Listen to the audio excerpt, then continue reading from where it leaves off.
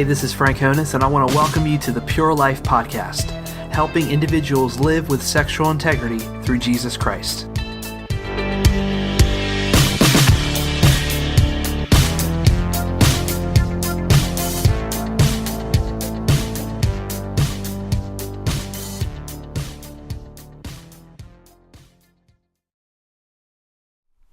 Well, hey everyone, my name is Frank Honus, and I want to welcome you to episode 95 of the Pure Life Podcast.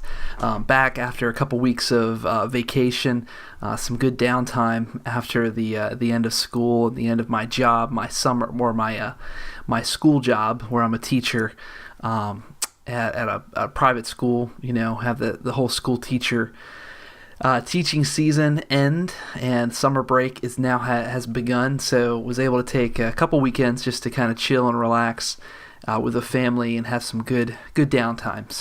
So glad that you can be with us this week on the Pure Life Podcast.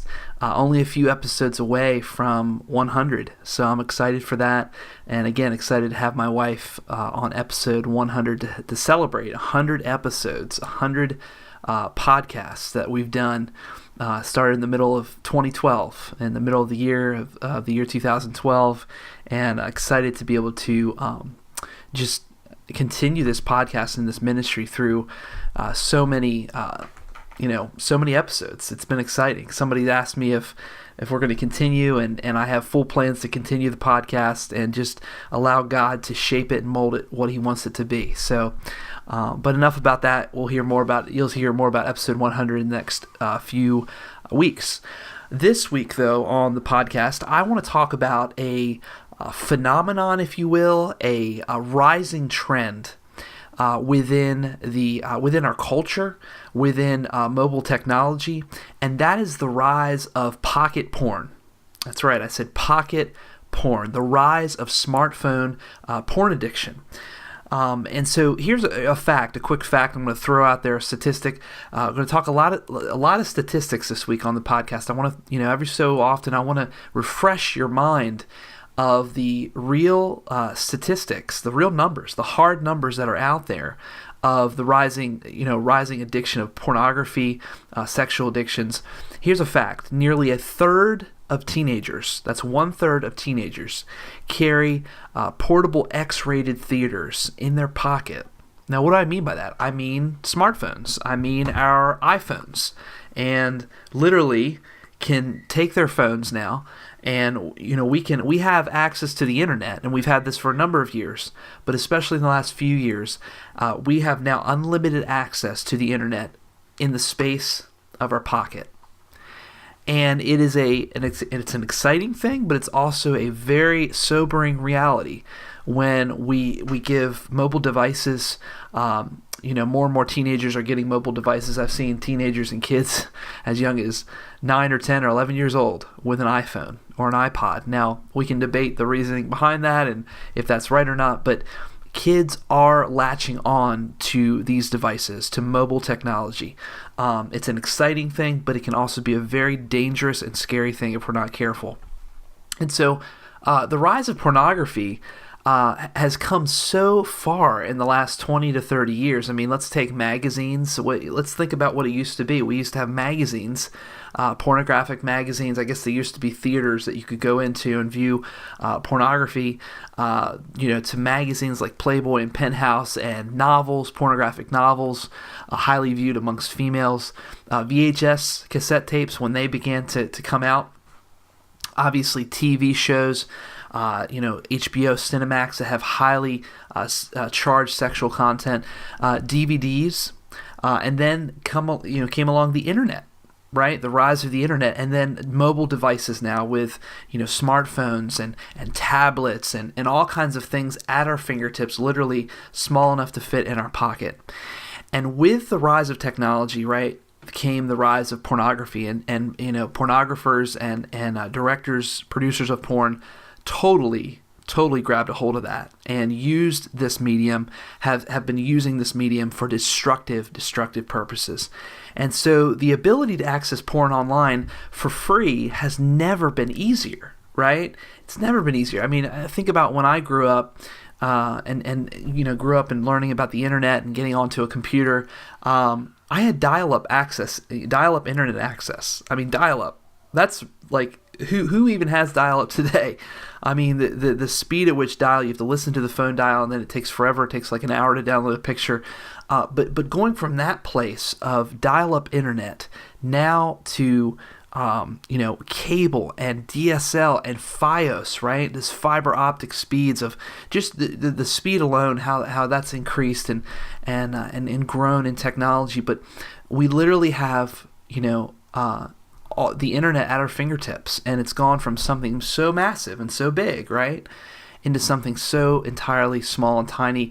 Even Apple is predicted in the next couple months it's been predicted that Apple will unveil their new iWatch, which will be a wearable device on your wrist that presumably can access the internet. Maybe it has limited opportunity right now, but eventually, we'll have glasses. People will be wearing glasses with Google Glass, where the internet's right in their eyeball or it's right on their wrist. So it's kind of, it's fun. It's really cool if you like technology like myself, but it also can be very scary for our kids and those who are coming up in this arena.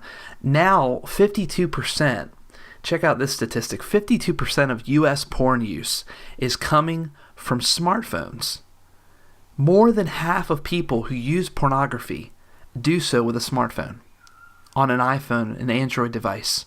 It's just wild to think that a lot of people have even ditched their computers, don't even use their computers and their laptops to look at porn, because we don't need it, right? We have it in the palm of our hand to use on our devices. Today, 31% of 14 to 17-year-olds own a smartphone. 31%. One-third own a smartphone. And really, many of these devices have no restrictions on them whatsoever. Smartphones can access graphic, hardcore pornography with ease, with no restrictions, no boundaries set in place. And so let me just stop for a second, because everything that I've said implies the impression that technology, that smartphones, that tablets, that they're bad. And let me just stop and say that, technology is not a bad thing. Technology should not be to blame for the rise of pornography use. Technology is merely a medium. It's a medium in which we access the internet. And I don't want anyone to hear this message and to hear me saying that I'm blaming technology for pornography use. And that is not to blame.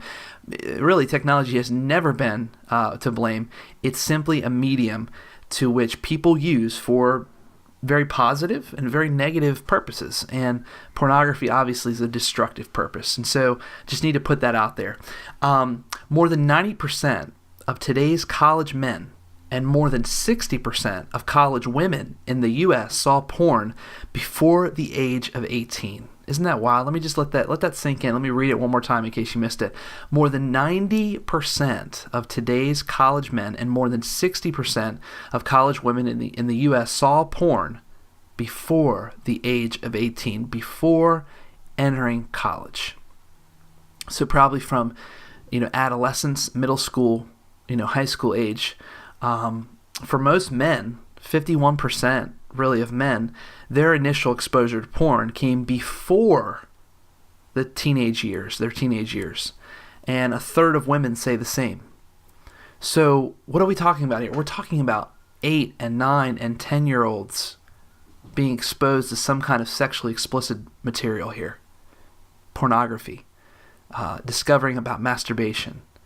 Unveiling this lust, developing this lust and these fantasies. It's a tragic thing that kids are literally logging on to a website or even through an iPod Touch or a smartphone, and they're finding porn.